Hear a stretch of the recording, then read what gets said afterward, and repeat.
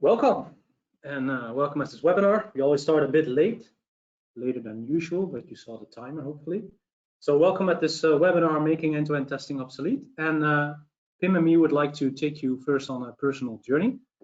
And it's a journey of us playing some game. Maybe you've seen this. It's called Overcooked. And within Overcooked, you're playing with 2 to 4 people, and you're running a kitchen in a shop. And in the kitchen, what you need to do is make these recipes, and well, you need to divide who does what, cutting, cooking, etc., etc. But the end goal is to get that recipe out of the door in time.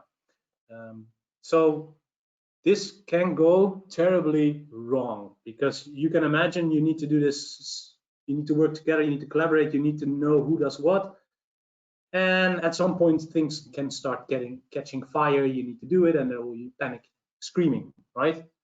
So what does this have to do with what we do daily? Yeah, before we go there, we want to go into one of the concepts that comes from Cynefin very quickly, which are safe to fill probes, small experiments constrained by budget and time, clearly defined actions, and an amplifier. What do I do to, amplify the success if the probe is successful, and what do I do to dampen it?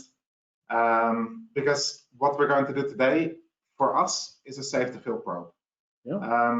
We're not going to have the normal webinar where we have lots of slides and we'll talk you through it.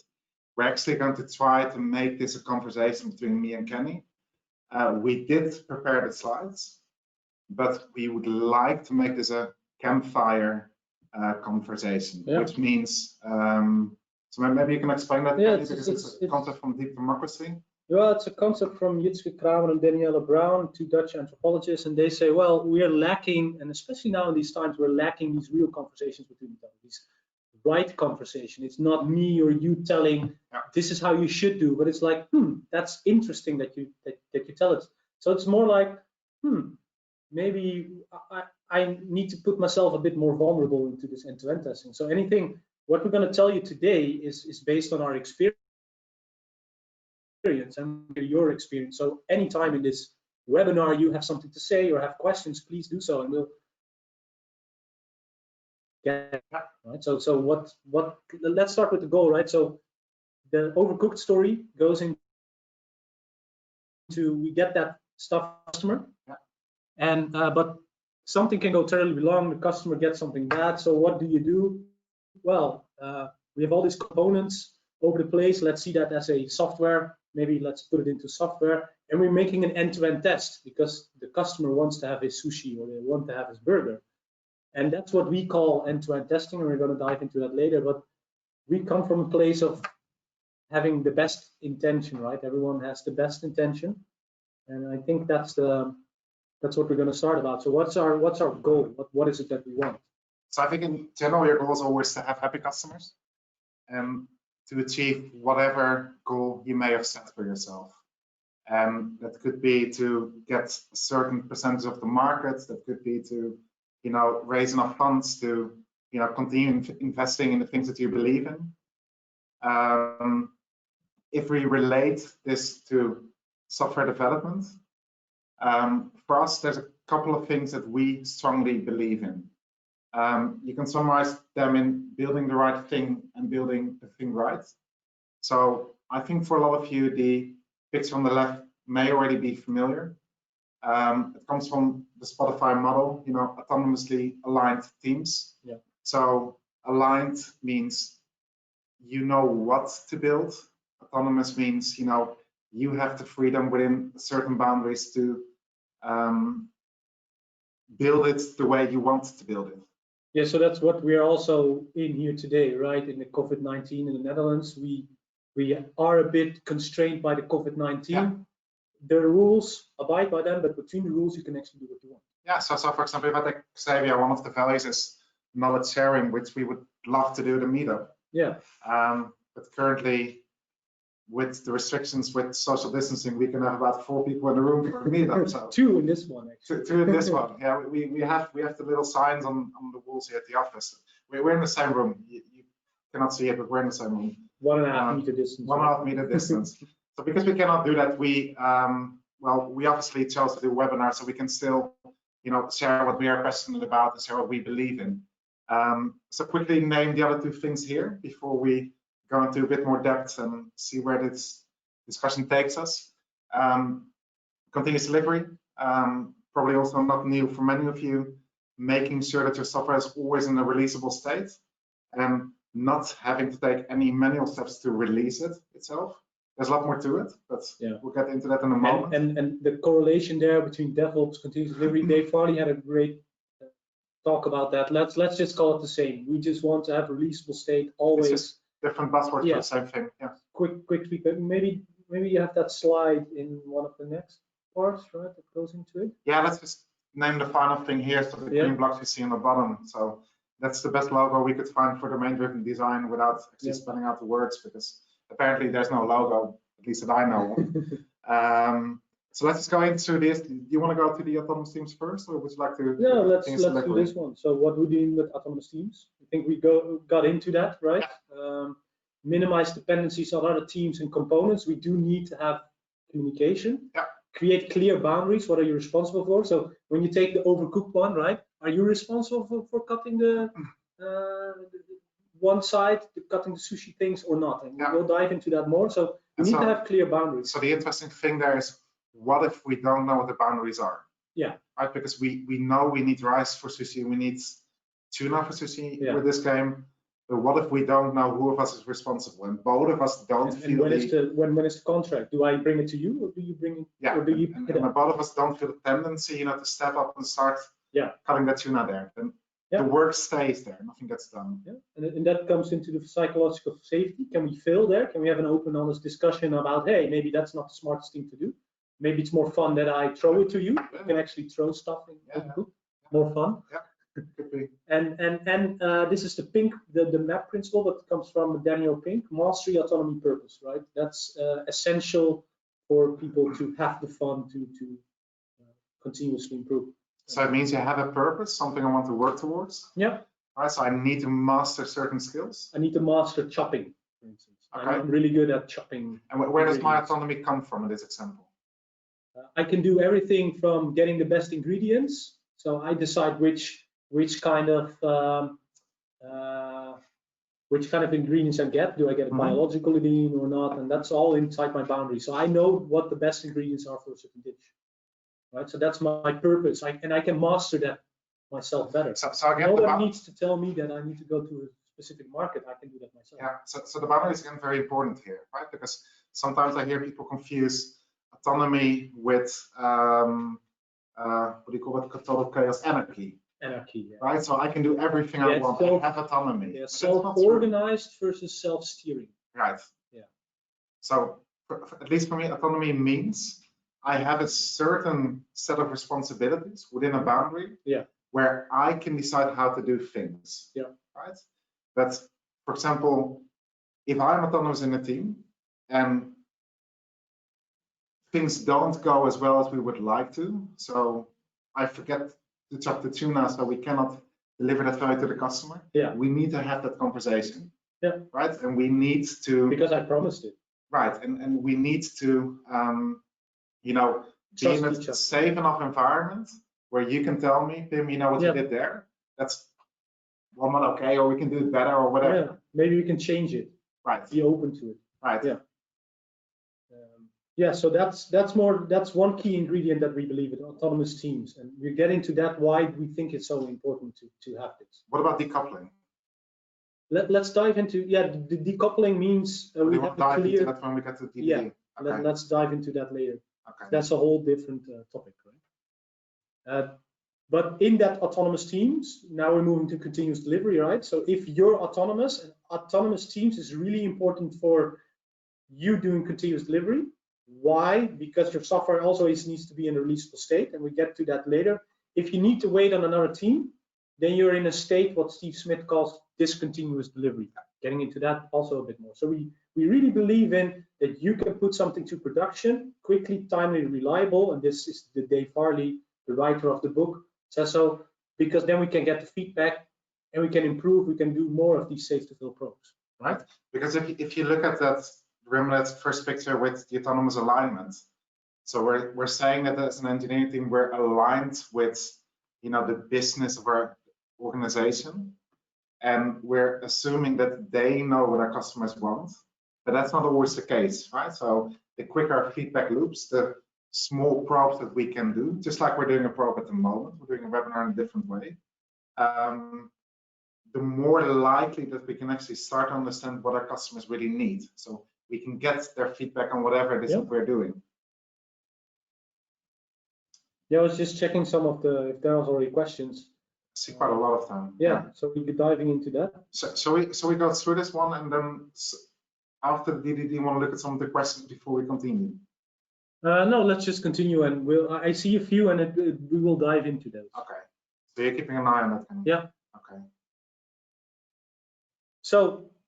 So we want this, right? Autonomous teams and continuous delivery, but there's a challenge there. How do we do it scaled? It's the same with implementing an agile process. Let's call it Scrum. I don't care how you call it, but that's also about autonomy. But how do we do it at scale? How do we keep aligned? Well, there's really great research by Nicole Ferguson saying a loosely coupled software architecture and organizational structure to match is a key predictor of continuous delivery performance and ability to scale an organization increase.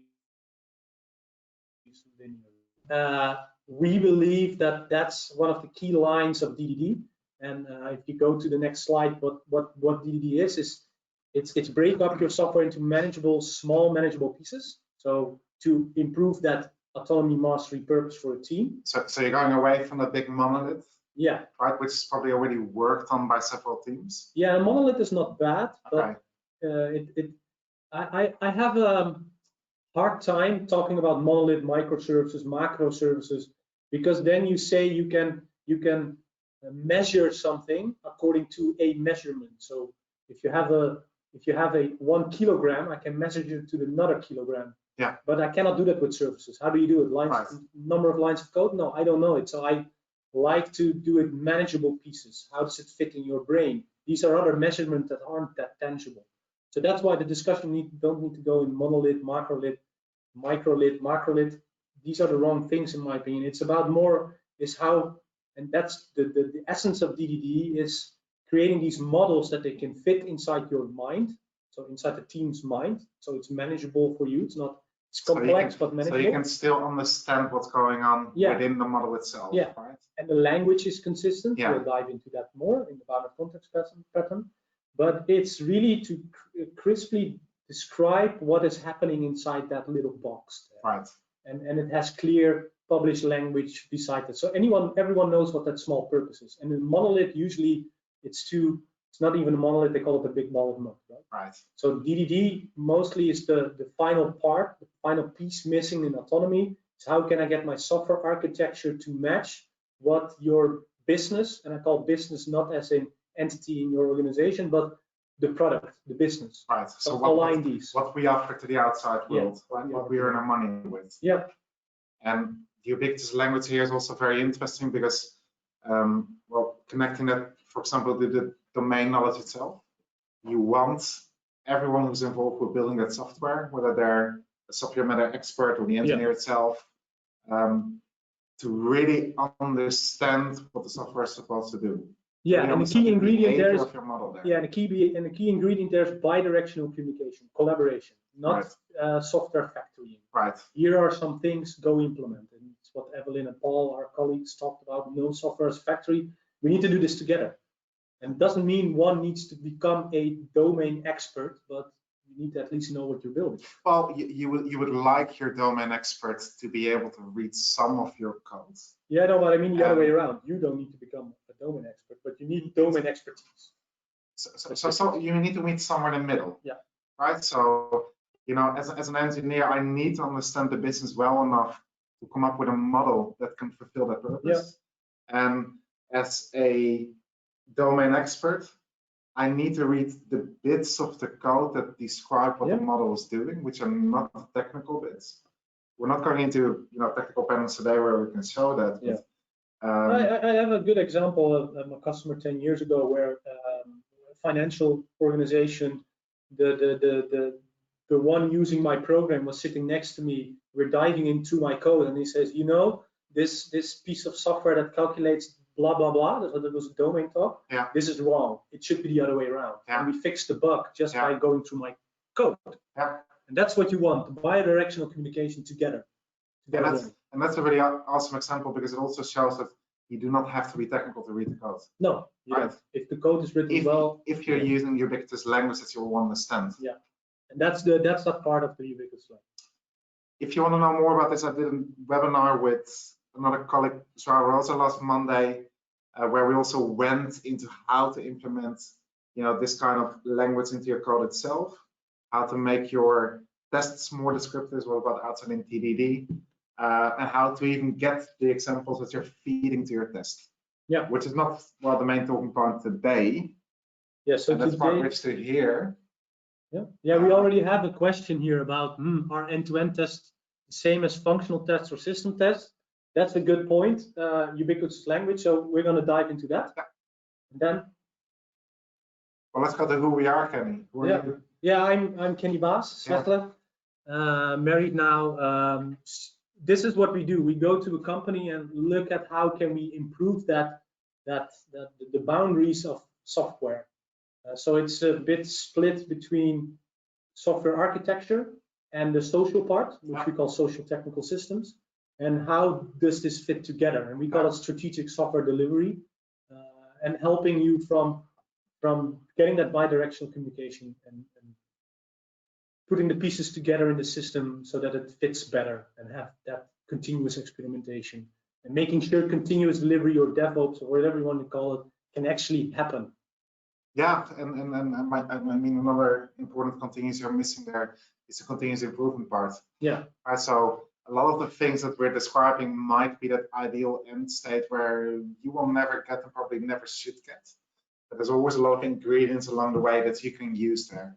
So one example I can think of, I think last year we did a project with a local company in the Netherlands, and the question was about, how can I shorten the duration of the acceptance testing, which was currently 2 weeks. Yeah. Right. So the engineering teams developed some software, it got together somewhere, and their business counterparts did manual acceptance testing. That took 2 weeks, and that was a long period of time, they felt. Yeah. So until we started doing something very similar to value stream mapping, but using EventStorming, and we actually started plotting the times and the queues on there on each step in the process, and we figured out, even though you're taking 2 weeks at the end, you're taking 9 months during the budgeting period, and then you're taking another 6 months during another step. Before work even gets to the team. Yeah. Right. So if we want to optimize its flow, so looking at the whole thing, so system optimization of the local one, we need to shave off some time there, because there's much more to win there than there is at the end. Well, my name, I think Kenny quickly introduced himself, Pim Smeets. I'm also from the Netherlands. I spent a couple of years working abroad, now working for Xebia since 3 years, I think. Living in Zeewolde, beautiful forest, water, rest, everything is nice there. Married, no kids, got cats. Yeah, that's me. Good. Yeah, we got a question already. Is this meeting yet started? Yes, this is the meeting. We're doing it somewhere different. It's a conversation. It's a fireside conversation with some context. So welcome that you just joined. Shall we just dive into end-to-end testing? Because there are some questions there before we move on to continuous delivery and autonomous teams. So let's dive there. So there's this interesting, a friend of mine, Steve Smith, has this interesting blog, end-to-end testing considered harmful. So what do we mean to end-to-end testing? It's actually that it spans multiple services, automated or manual, that you need online in order to test a flow. So that's what we mean here with end-to-end test. It's sometimes people call it acceptance test or system under test, but what we feel, it's several And that already poses a problem to the autonomous teams. And then very often what you see is that these services are owned by different teams, right? So yeah. Work travels, there's lots of handovers between different teams where work travels. Yeah. Okay. So we'll be sharing this presentation later, but we definitely recommend reading this blog from Steve Smith. He also has a great talk about it. You can find it on YouTube. So what he's saying is there's a couple of reasons why lots of companies do end-to-end testing. So there's a perceived high degree of test coverage because you hit so many systems with your one test, and there's a perceived low upfront cost. Yeah, okay? It's easy to set up. It's easy to set up because everything is already running. Right? Yeah. So you probably already got just an duplicating accepting test production environment. You duplicate your production data. You copy it there. You anonymize it. Yeah, they do a shadow run. It's yeah, what people always do because it gives safety. Well, yeah, and we know that something cannot go wrong in production because we have the same thing in acceptance. Right. So the last thing that we added here is the fear part. Yeah. So that's with there comes back the overcooked, right? Something goes wrong, and that's okay as long as you're resilient and it doesn't prove to be that harmful to your customer. In reliability engineering, they say your system is always near failure, so you cannot handle all test cases at once. Right. So and that's the problem of end-to-end testing. But to dive into more, why do we find from our key values autonomous teams? This way, spanning multiple teams is what we see a lot. Multiple teams are involved to go through acceptance testing is actually a pain point because then we're not autonomous. Then I cannot press a button and go to production instantly get a feedback. I need you if you are the other team. And you can compare that to the overcooked session where I need someone else and I need to wait on you in order to complete everything.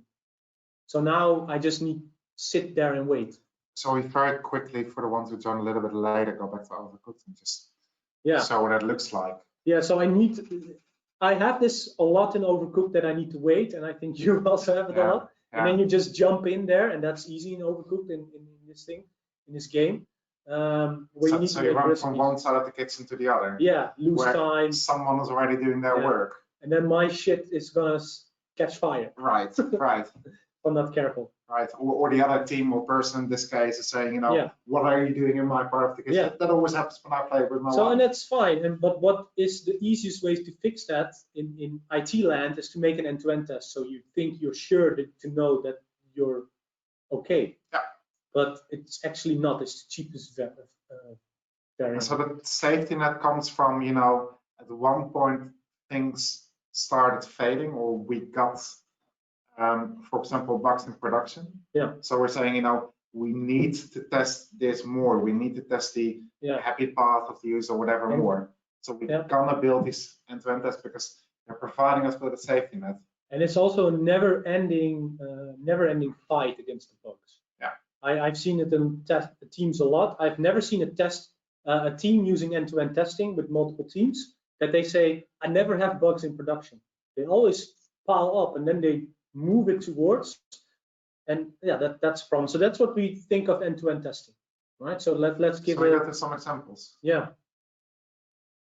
So let's say that we always take the cinema example because hopefully people can relate to going to the cinema. Well, at the moment it's harder. You still can, but there's going to be a lot of free seats next week. Yeah. So there are going to be a lot of free seats. So if you can go to the next one, we can show you some context here. So let's say, you need to have movie management, you need somewhere to have marketing, screen planning, allocating people. So that's the part where you use the app. So let's say you need all this online to do that. And then you get into the data discussion. I always see that happening, right? Data needs to be duplicated, test data management. It's a hard thing. I'm not saying it's not. Just to be clear here, each circle is one team. Let's say each circle does one thing. Is a piece of software that one team develops, or is a service that one team provides, right? So marketing is a team that provides marketing, and we have a team building a website, and we have a team building a mobile app, and do the finance. So in order to get the full flow of someone going through here, so a customer journey flow that spans multiple of these of these boxes, right? So you need multiple teams. So there's the need, right? Okay, I need to make sure that the customer can fulfill his whole customer journey. Right. And so that means every customer or every data, and that's the problem, any data in every team needs to be at exactly the same state that you expect it to be able to run that. But if some team is improving faster and say, well, we either change the data for our own convenience, they can't, right. because now they're coupled to the other ones because they require data. I've heard this a lot, that they require certain users to be in a state in another one's machine in order to test their stuff locally. So that means end-to-end testing results in coupling between teams and coupling then, between services. And then people can say, well, let's just mock them away or stop them away. But then you get first into a discussion with the customer, but can you really prove that it's like that? And the second, you need to keep up with the mocks. We're going to dive into that later because there's a difference there. So I hope that settles a bit about what we call end-to-end testing. Right? I think it does, and if it doesn't, please feel free to ask questions or put your opinion in there. There's already a lot of questions about is autonomy somehow driven by client PO stakeholders? Can you show examples? And we're going to dive into that. But I think this quote from Martin Fowler you added because you find it really important, right? Yeah. So that's the non-deterministic part. Yeah, maybe explain the deterministic. So non-deterministic means it can succeed one time, the next time you run it, it will fail. Yeah. Okay.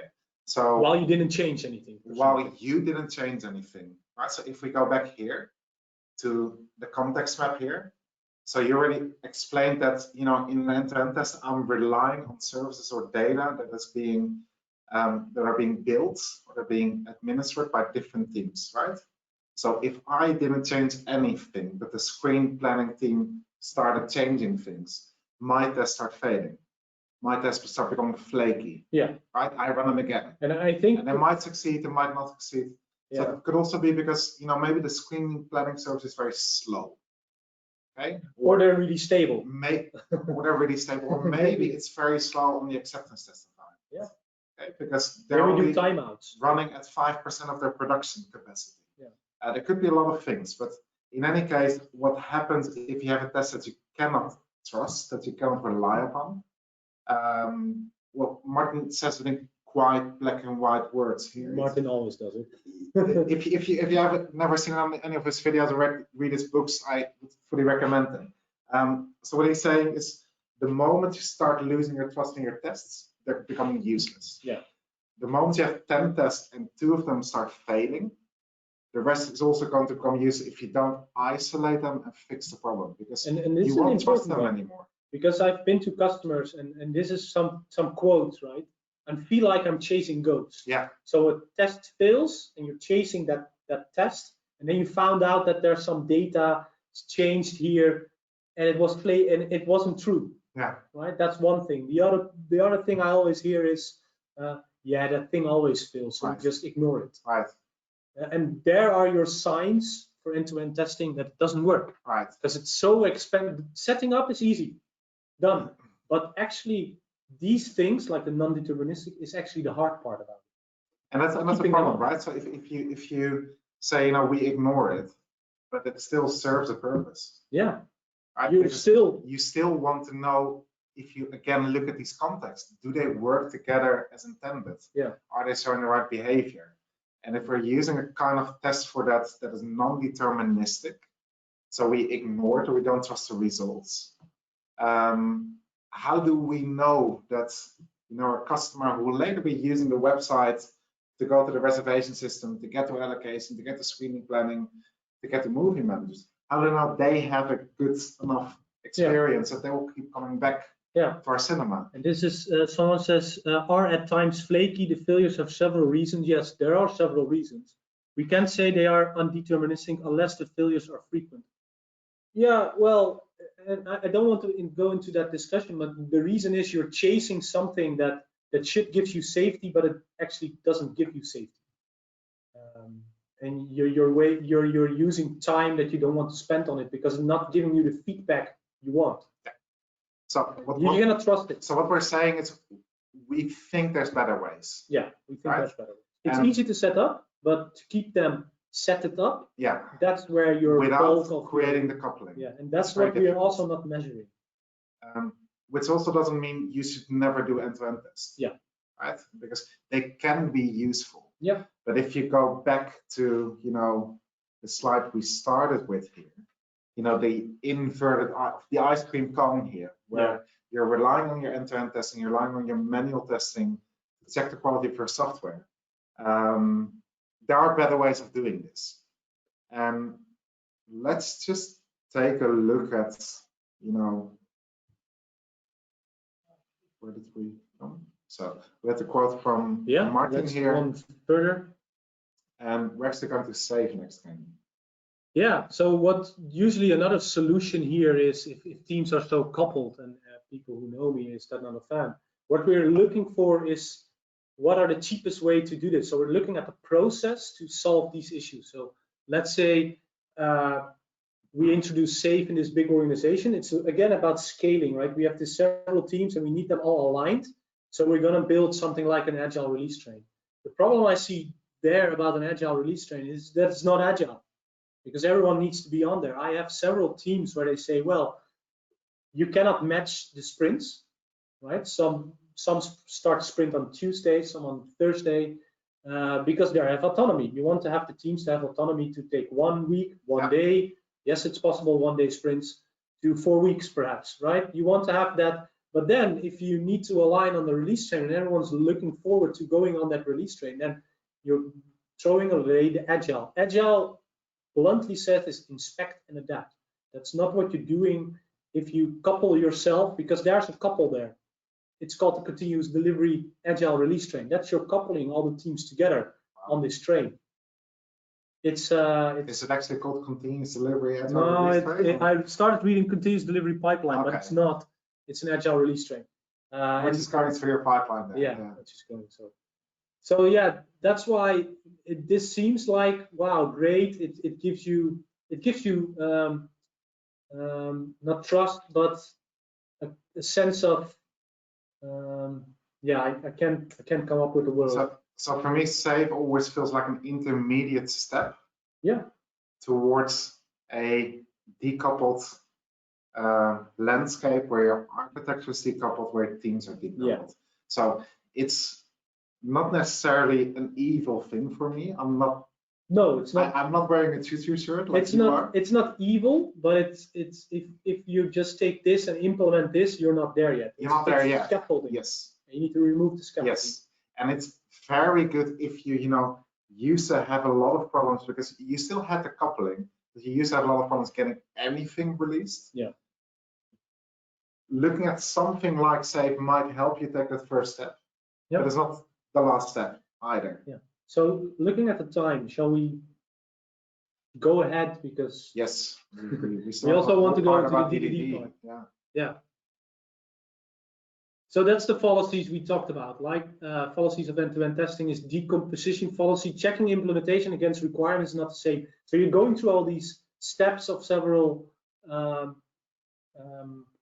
systems, but that doesn't mean that the systems cannot fail anymore. So it gives you a false sense of trust, of certainty. That's what I mean. We're trying to get certainty. You cannot get certainty. Let it go. Look for how you can inspect and adapt faster.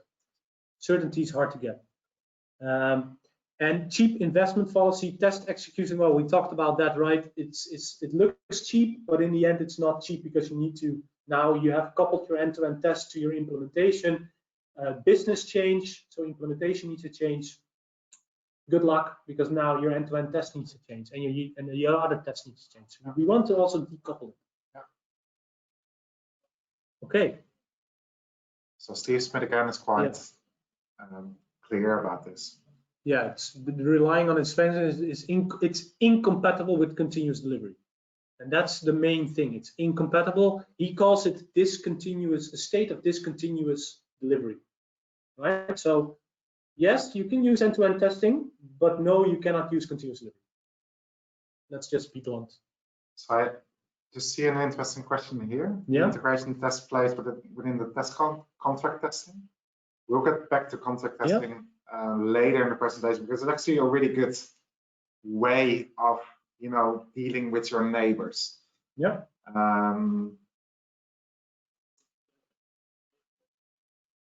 So in summary, here's the release train crashing. Coupling creates dependency and distorts flow of work. You cannot be autonomous there. Multiple teams are needed to develop and test business flows. So now you have an ownership problem as well. And alignment is often done at the end of the sprint by the testers. This is what I see a lot. We align at the end of our 2-week sprints. That means you also need to align the sprints, and then you lose autonomy. Yeah. So what's the answer actually? How do we solve it? Yes. DDD. It's not the answer for everything. It's not the silver bullet. It's not 42. So before we go in there, so we try to look at a few questions. Yeah, because I see, for suppose I have an end-to-end test which covers crucial business features, but this test is undeterministic due to so many interfaces are involved in the system test flow. If you want to delete this from the automation, how can I compensate this session? Okay, we're going to dive into that. How should we do the testing, right? I think that's the question, and we're going to dive into that. Why it's incompatible? Why do end-to-end tests on the increment ready for delivery? Because continuous delivery says you need to have your software always in a releasable state. If that means I need to press a button and go to production, quickly, reliable, and timely. Yeah. That means if I need to wait on another team that their test data is in the correct state, I need to wait on another team. So then it's not continuous anymore because I need to wait. Every time you need to wait on another team means you're not continuous. And that's what end-to-end test does there. That's why it's incompatible. So that means almost every time we have a coupling or we have a dependency, we cannot do continuous delivery. No, because our software needs to be, and it doesn't mean you need to be totally decoupled. It means you need to have high cohesion, low coupling, right? And that means you need to have contracts. And we're going to get into consumer-driven contract testing a bit as an answer to some part of the problem. But let's dive first into the architectural side, because I think it's there where we need to go. So domain-driven design. So we're going to have a couple of slides about DDD. Yeah. Yeah. So what's DDD? DDD puts a lot of emphasis on shared models between business, dev, testers, documentator, and there's missing here a lot in the quote from Matthias, right? But this is the emphasis of DDD, shared models, so bi-communicational. But this is the important part. What do we mean with a model? And the model needs to be understood well. So if you can go to the next slide. So most people know this by growing up, this map, but there's something wrong here. If we look at Greenland and Africa, they're the same size. But that's wrong because they're not the same size in reality. I here have a nice bowl where you can actually see Africa, and on top of here you'll see, and we're going to show that slide better, you see Greenland, and it's totally different size. But why do we have this one? You can go to the next slide. This is the reality, right? These are the slides of this is the size of the real one. So go to the next one. And that's what I showed you, right? It's a Mercator projection, 1600s, done by a Belgian, and they had a problem, and the problem was traveling across the sea. And it's really hard if you have this bowl, is how can I travel over sea if the only thing I have is a compass, right? So if you go to the next slide, and another press, what you can see on this map is you make one line, go from right to left, and I can now follow my compass, and it works everywhere on this map. And this is what we mean, this is map, but this is what we mean with the model. This model takes away the correct sizes of the countries, but actually gives you the opportunity, it serves a purpose that is traveling by the sea with a compass. So that's the model for this. Now, let's say we are data driven, and let's say, okay, but I have the size of a country in that system. Now I also want the correct size in the system. Is that possible? No, we need to make exceptions for that. So that's really short the way also Eric Evans explains what's a model. It serves a purpose, and it abstracts away the things it doesn't need. And that's what we call in DDD a model. And that's something you need to be able to reason about together with everyone. So that's the concept of a model. So a model cannot do everything. No, a model cannot do everything. So a model is a simplified representation of a thing or phenomenon that intentionally infaces certain aspects while ignoring others. So it infaces traveling the sea, it ignores the size of the countries. And we in DDD is more about, okay, we have these models where data is duplicated, but we have several of these models. You have to make choices. You have to make choices. And the model is never done until you cannot put tiny bits out anymore. Can you give an example where what happens if you don't make a choice? You try to put everything in there. So what I usually see is a content relationship, a CRM. They try to put every data there, the single source of truth. While a data warehouse is useful, it cannot serve as a single source of truth because let's say I always see someone using a customer database as a single source of truth. But in the Netherlands you have insurance. It's on a yearly basis, and you can switch somewhere in November, December. So I switched on November on the new insurance company. So am I a customer in the new insurance company? I am for their customer support. I ain't for their financial department yet. So depending on where you are in the organization, you are a customer or not. Right. So you cannot have one bowl of customers.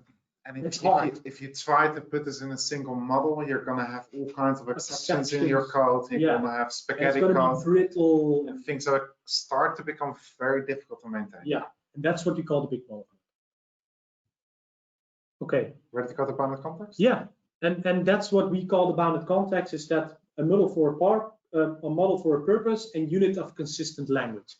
What we mean with the unit of consistent language, language is also ambiguous. In the Netherlands, we have the word called patat, and some people in the Netherlands call it friet. We call it patat. We have a clash in names, so we want to split that out. So which one's the right one? Yeah, that depends on the context. Depends on the context. Depends on the context. So that's what we mean. So we try to look at the language and we try to look at a model for a purpose, and that's really vague and abstract. But that's the core of DDD. It doesn't look at systems; it looks at languages in a company. Yeah, so I hopefully explain bounded context quickly. So if we go back to overcooked, let's take an example. So this is overcooked again, right? So we have the sushi making, we have the burger making, and if we go to the next slide, you can cut and slice this in two ways. You can go on a business line, a product. So let's say for sushis we have several systems: ingredient preparation, cooking, preparation, serving, dishwashing, and on burgers we have the same. Now we have autonomy. So the capabilities are cooking and serving and dishwashing. Yeah. And the product are sushi and burgers, yeah. Right? And we also call these phases the capabilities. The phases that we go through, the process we go through. Right. And on the top side, you have, well, I'm a sushi business line, so I want to be autonomous to make sushi. That's a way to do it. Then on the bottom line, you have more of the mix where we're looking for at DDD. What's the same and what's not? So we have the cooking phase, which we can actually split up if we dive more deeper. For sushi, you're cooking rice, but for burgers, you're actually baking. So let's split that one out. So we do two different things in cooking, but in your example here, yeah, sushi and burgers have the same ingredients. Yeah, ingredient preparation can be prepared in the same way. Yeah, are prepared is just ingredients, it's cutting. And of course, this is a simplified version, but here is where the thing sits, right? Proper architecture for me might be the bottom one. It can also be the top. It depends on the team sizes and everything. And that's the hardest part to manage, right? But we're always looking at the flow of business, so the business delivery flow. That's the bottom one. And then look which capabilities are the same and which aren't, which do we need to split up, put teams on that part. And now you come into that part of end-to-end testing again, where if you want to get the flow of sushi out, you need all these bounded context. But this is a bit about what does bounded context for you. Okay, so hopefully in a nutshell, that's DDD. So your bounded context is one consistent model for a purpose. It contains its own data. Important, it contains its own data. If you need a customer to be in a certain state in another model, well, maybe you should fit it in your own model. So the database you own, usually. Then who owns the customer? Who has a single source of truth? Well, I make a representation of the customer the way I need it. And maybe the salesperson is the one that is the owner of it, because they are there where the customer comes in. But I also need to know about the customer, for instance. So that means I synchronize my data with the sales context. Yeah, so the communication is now your challenge. Okay. Instead of data. Okay. Right, so instead of a single source of data where everything can be, which is impossible, you cannot have a canonical data model. Now the challenge is to stay aligned and stay synced. And it's still a hard challenge, but it's an easier challenge than the other one. And it brings autonomy because we can have a clear communication between the bounded contexts, right? So, and now it becomes, because we own our own model and we have a model for a purpose where the language is consistent, we have this nice boundary. We know what's in, we know what's out, and we know what can span between. And now on our bounded context, we can test. And that's what we call the system test or acceptance test. Because if this works, then I know at least my autonomy, the thing I promised to do works. So for example, that could be, preparing those perfect ingredients. Or cooking that burger. And then you see a event going on. And then you see that event, and my event that I say is I chopped I chopped the cucumbers. Right. And then you can say, oh, you chopped the cucumbers, thank you. And then we just need to decide. So I respond to your event. So the moment I see that you've or I give it to you. The cucumbers. Yeah. Okay, you can give it to me. I can also give it to you. Doesn't matter. So you can give me a command. I can list to the event. Yeah. So the moment you finish it, I can take those cucumbers and I have the rest of the data that I need to cook a burger. I know how to do that. Yeah. And now you see, should I stop using Selenium, Appium, Cypress? No, these can work on your bounded context. Yes. If you have for Cypress a UI on your bounded context, then you can use Selenium, right? So the bounded context. If they're going through the whole flow, if they're hitting multiple teams, multiple services. Yeah, then don't do it. Yeah, so I wouldn't say black and white, no. Yeah. So I rather have it no. If it's a continuous, so you use, in my opinion, Selenium, Appium, and Cypress on your continuous delivery pipeline. Only on your part of that thing. There you use it, but not if you're dependent on Honor. Also, the continuous delivery pipeline needs to be independent. Right. Autonomous. Yeah. So let's go to also seeing the time. Yeah. Consumer during context testing, because we have all these different contexts now, right? So we're saying, we have a flow, we chop it up into smaller parts. Yeah. Right. That are responsible for one, specific capability almost. Yeah. But I'm still dependent on you. The question is, how do we work together? Yeah, so I'm still dependent on you to serve me, or you are still dependent on me that I serve you the ingredients. Yes. Right, so that thing is that we haven't discussed yet. Right. So I know for myself, I'm autonomous, I can do all these things, but let's say I change the way I do it and now you're screwed. Right. So we need to stay aligned. So that's consumer-driven contract testing, right? Very quickly, how does it work? So I don't think we have too much time for too much details, but how does it work? So on the left side, you see what we do ourselves, right? We have acceptance test cases on our blue part is the bounded context. So we have a test framework that puts my database in a certain state that I expect it to be. So I still have data, yes, but per test, I put unique data in the database where my test can work with, only my test uniquely. So that also gives me the capability of running it parallel, which speeds up my acceptance test, but only for my part.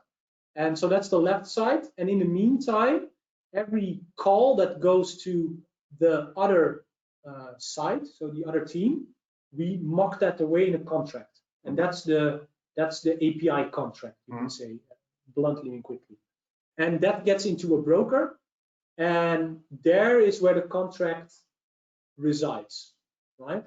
And if I break that contract in my CI, in the contract, this consumer-driven contract you do in your deployment pipeline, people call it CI/CD pipeline, but and you put that there, and at every step you're rechecking, do I still abide by the correct contract or not? right? And then the other side can do it as well. So you only check if your API, so the outside, from the outside facade, if I still give you the things that I'm asking for. Yeah. So the thing that we agreed upon. Yeah. Yeah. Exactly. So that's the only thing we test between each other. Right. That's the only thing we need to keep in place, because that's where you still have coupling. Right. You're still dependent on each other in a way. But that will never go away. No, yeah, if we go our separate ways. Right. You're dependent on me. I am not dependent on you, but then I have useless ingredients. Maybe I need to find someone else to sell it to. But right. So it doesn't go away. You still need it, and that's what we do with consumer-driven contracts. So let's take a look at one last concept here. Yeah, before we go to bounded context map, and then we go to some questions and we wrap up. Yeah. So basically what we're seeing here is we're seeing different contexts and how they would work together. Yeah. Right? And you see a downstream, the D, you see the upstream, the U, and you see what kind of relationship they have. Yeah. I see some technical things here, but I also see things like customer, supplier, partners, conforms to. So these are different patterns that you find in DDD for how different contexts work together. Right? Exactly. In the context, that was a question, what is the bounded context contain? A model. So a model represented in code. And that's what you see here. And that model is skewed away from the outside world. You only need to know the contract. Right. Yeah. Yeah. And one thing actually before we go to the questions is, okay, where to start tomorrow? Yes. Right. So one big thing in DDD space is event storming. So where do we start? I would start visualizing how you do your end-to-end testing now, and do that with something called event storming. So just go there and read up on event storming. We'll have the link for you, and go through your end-to-end testing process with event storming and look where teams cross the chasm. So where the process crossed the chasm to another team. I did this once and then was like, yeah, but I need that other team there. Okay, then we use a red sticky in event storming. So start there. So event storming, zooming out, is basically a way to visualize your process. Yeah. Right. And you do it with together. Multiple people in the room. Yeah. So that you have all the expertise and all the knowledge that you need about the process. Yeah. How it's implementing your software and how the business process actually works. Okay. Yeah. Cannot go into it too deep, but we'll share some resources with the listeners. So that's how you can get started. Event storming, we gave you the context map. Start using that outside in TDD. We haven't touched that, but especially do experiments. Like we did today. I'm feeling a bit uncomfortable because maybe I'm rushing. Oh, I like it. Yeah. But I like it. Yeah. I'm actually learning a lot from this conversation, more than I'm just sending. And I enjoy the questions that are here. Yeah. A lot. So start doing those. And well, we have 4 minutes to go. Let's answer. I'll just put a slide on the recap, but let's just go into a few questions. Yeah. We probably do not have time for all of them, but I'll pick a few. So the one about contract testing we done. Okay. This is an interesting one. Isn't autonomy? So this one came in at the beginning of the conversation. Isn't autonomy somehow driven by client, PO, or stakeholders? What if they say that the solution chosen by the dev team is too expensive? Yeah, and that's for me a sign, but maybe for you it's a bi-directional flow. So your PO is not the one who decides. PO is part of the team. It's a facilitator who facilitates the conversation between stakeholders and you as a team, and will have vision of the product you're building. So just there from saying if it's too expensive, well, that's a discussion you do with your PO, because the PO knows the budget and how much comes in and how much goes out. Right. That's how I would see it. Right. And I think there's also an opportunity for those little probes that you can do. Yeah. Right. Because a probe just means, remember what I said in the beginning, you have a fixed amount of time, fixed amount of budget. Let's try it. Right. Yeah. Let's allocate half a sprint to this or one sprint. Okay. Do multiple probes at the same time. See what the results are. Yeah. Okay. If something is more expensive, but it means, we grow 20% quicker in our user base, then it's worth it, right? then it might cost a lot, but it's not expensive. But it needs to be a discussion of the whole team. Yes. The collaborative one. It's not the PO demanding from you as a team to build this. No, I always feel like the PO and the different stakeholders should be in that discussion as well with the team. Yeah, with the team. So the team usually knows how to build software. The PO and the stakeholders have a good insights into, you know, how do we sell this, or how do we make money with this, how do we achieve our goals with this. And together you have the power to do the right things. Next question from I think we have one more before we. One of the things I had with a lot of business people is that they do not understand the DD language and are disconnected. How did you manage that part? So that's the unidirectional flow again. So how we manage that is use example mapping or event storming, use some form of visualization and show them what they don't understand. It's too complex to talk without visualization. So use some form of visualization. Now we use Miro board or Mural, but just start drawing what they mean and start collaborative modeling, we call it, together modeling, right? And start with there. There's a book that we in the community created, visual collaboration tools. Start doing that, bounded context canvas, event storming, example mapping, impact mapping, all these things to do it together. And I think that's the most important. It might sound very overwhelming in the beginning. But the most important thing there is just start. Right? Start with something easy. Start with an event storming session. And if this means, you know, that the ubiquitous language in your domain, I'm not sure what the DD language here means, but it means the language in your domain itself. That's a language that evolves over time, and that's a language that's shared between, you know, the different domain experts, which are often from the business, and the engineer that's working on the domain itself. And that's the ubiquitous language. And if you mean using the word aggregate or event sourcing, they don't care. So that's your decision how you implement it. And there needs to be a certain trust there. So if you do think that's DD language, services, repository, aggregates, don't use them. Don't use them in your code. Don't use them in your language. I've seen that go horribly wrong, where business people all of a sudden start talking about tables in a database, even worse in an Excel sheet. Don't try to avoid that. Ubiquitous language is about the business language, not about DD language. I think that was it. Yes. It's how did you like this, Kenny? I liked it. It's better structured, but still good conversation. Did our experiment succeed? I think so. I hope people think we succeeded on it. I hope people enjoyed it. It was maybe a bit different, but hopefully that's different is good in my opinion. So thank you all very much for attending this webinar. The recording itself will be emailed to you as well.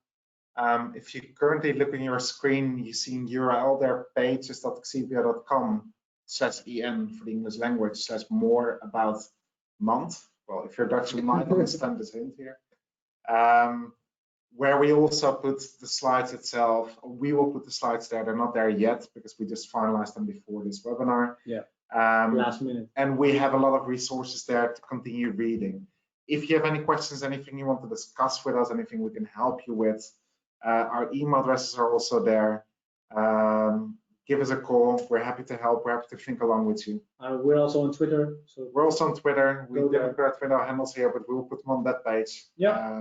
And thank you. Thank you, Pim, for this talk. Thank you. I enjoyed it. And have a great day, everyone. Thank you very much. Bye-bye.